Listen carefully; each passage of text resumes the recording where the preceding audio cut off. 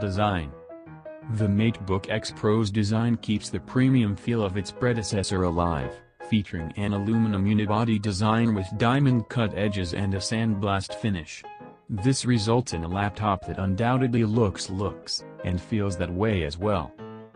When closed, the Matebook X Pro is just 4.9 mm, 0.19 inches, at its thinnest end, and 14.6 mm, 0.57 inches, at its thickest.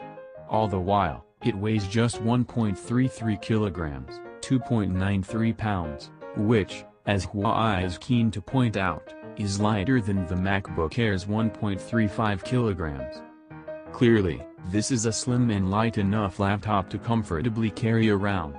Again, the Matebook X Pro comes in two colors, Space Gray and Mystic Silver, and both look gorgeous up close.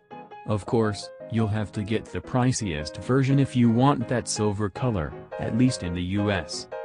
When using the Matebook X in the real world, the lightweight and portable chassis means it can comfortably be clasped in a hand while rushing from meeting to meeting. It also fits in most backpacks, and even some tablet compartments and sleeves. So, despite considerable power contained within, it remains incredibly mobile. Another welcome touch is that the laptop opens without needing to hold down the bottom half.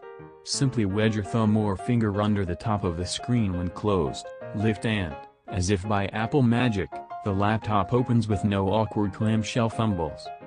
There's a full-size keyboard that's backlit and spill-proof, though we wish the backlighting had more fine control than just a few brightness levels. That said, the travel on these keys is plenty deep for the laptop's awfully thin profile, and they are just punchy enough on the return from a press to present little to no learning curve from other premium laptops, namely the MacBook.